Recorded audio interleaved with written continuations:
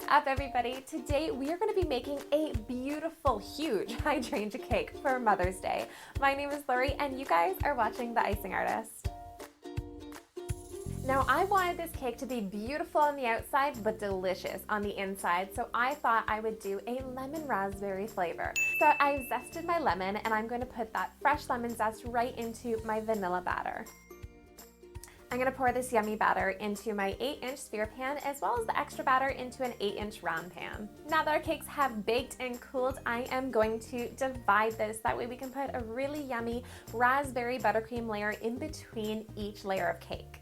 I've got my lemon buttercream and my fresh raspberries, so I'm going to start folding my raspberries into my buttercream to make for my filling and then start stacking up my cake. While I do that, I want to say a huge thank you to Best Fiends for collaborating with me on this video. Best Fiends is a super addictive puzzle adventure game. You match same colored objects and build a team of fiends, which are actually these adorable little characters to defeat the slugs. I am already on level 76 because this game is so addictive. They're constantly updating it and coming up with really fun challenges.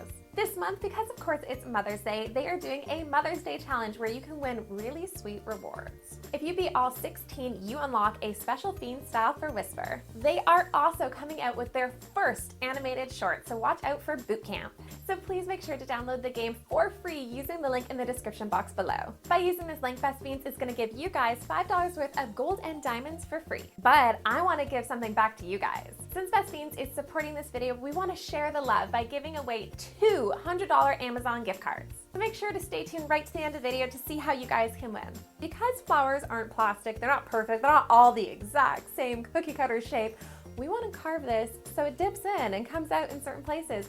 Because this is a ball of flowers, if we made this look like a perfect little sphere, a perfect little ball, it's gonna look very odd. I have dyed my buttercream a light shade of pink, and now I'm going to crumb coat my cake and lock in all of those crumbs. Once it's crumb coated, it is time to give it a final coat of buttercream. I also made my buttercream icing using fresh lemon juice, just to add that extra oomph and flavor into this cake. Of course, I will leave all of the recipes that I'm using in this video in the description box below. I'm just going to use a piece of paper towel and just lightly pat that on my cake, and that's going to help smooth out my buttercream. Now, before we get on to all of the flowers, this big flower is going to need some leaves. I had some tylose powder into my green fondant so that way my leaf would dry nice and hard. So I rolled out my green fondant and I just made myself a little leaf template and cut that out. I then used a veining tool to make the veins on the leaf. Look at that, now you see where it got the name.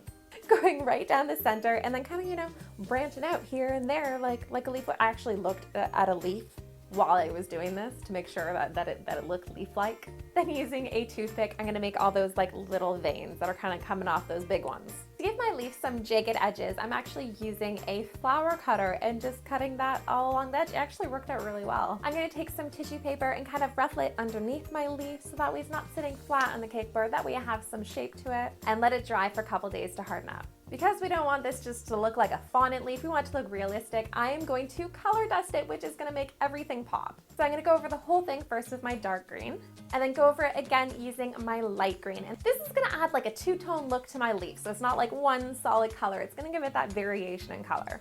Are you guys subscribed to The Icing Artist yet? Because if not, I would love for you to hit that subscribe button down below because we put out new videos every single week. Then I'm going to take my leaves and just kind of slide them under my cake. Just lightly pushing, be really, really careful with this that you don't crack your leaves. If you do, you can glue them back together with water, but try not to. I may or may not have cracked one of my leaves in 3 places. But it's fine, we're gonna put it at the back of the cake. You guys, you'll never know.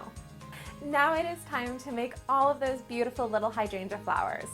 So again, I added some tylose powder to my yellow fondant so that way my flowers would dry nice and hard. I rolled my yellow fondant out super, super thin. Flowers are supposed to be beautiful and delicate, not thick and chunky, so try your best to roll out your fondant nice and thin. And then I'm going to start cutting out all of my little hydrangeas. Actually, I have 3 different sizes to make sure these flowers don't dry out while we're doing all the impression and everything. I have laid down some saran wrap on my tables, and then I'm almost going to sandwich it together. That's going to keep everything from drying out.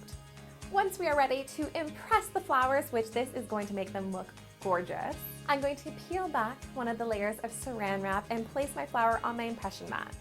I'm then going to place a thin piece of foam on top of my flour and use my rolling pin and roll back over it twice, and that is going to add these beautiful impressions into my flour. Then I'm going to place my flour in a flour former, which is just really like a plastic thing with a bunch of little cups in it, to dry for a couple days. Continue cutting out all of the rest of my flours. Get a cup of coffee, guys, because you're going to be here a while. You're going to need a lot of flour. About 100 to be exact. Surprisingly, this actually went super quick. All right, now it's time for the fun part. Just like we did the leaves, we are going to color dust these flowers. I want them to be two-tone pink and yellow, so I used a light pink color dust, and I'm just gonna go over the edges with it and then kind of work its way down. Now, some you want to be more pink, some you want to be more yellow, because again, guys, this is a flower. They're not all supposed to be the exact same. So I find that when some were like a little bit more yellow, some were a little bit more pink, it really gave it that kind of two-tone beautiful look. I don't know if you guys can tell, but I am already obsessed with this cake. It is so satisfying when you're going over each flower with a color dust, because it just brings out all the little impressions that you made and all those little details in the flowers. And then I'm gonna add a little dot using yellow color dust in the center just to make it look kind of like pollen-y, because flowers have pollen. And of course, again, let these dry for a couple days to harden up so that way they're gonna hold their shape. Now that all 100 of our flowers are cut out and dusted, it is time to put them on our cake. I'm gonna add a little bit of pink icing onto my cake to add each flower on. Just add like a little dot and then stick the flowers on. I'm gonna try to do it like some different sizes, that way it flows nicely, and it's kind of like a puzzle. You want like all of the pieces to fit in. Puzzle is actually a really good term for it. It's just kind of like puzzle piecing all the flowers in together. Once you guys have all 100 flowers on the cake, it's now time to pipe centers for all of those flowers. So I took some yellow buttercream and a #1 piping tip, and I added 4 little dots into each center. And that's it, I am done. I hope you guys really enjoyed this video. If you guys haven't subscribed to the Icing Artist, don't forget to subscribe down below. It looks gorgeous on the outside. I love how it all pieced together, but I'm sure it's going to taste even better with all of that lemon and raspberry flavors all on the inside. I know my mother's gonna love this cake. And of course, don't forget about our Mother's Day giveaway. Like I said, we are gonna be giving away $200 Amazon gift cards. To enter into this contest, make sure you guys are subscribed to the Icing Artist, like up this video, and leave me a comment down below letting me know what you guys are doing for your mother for Mother's Day.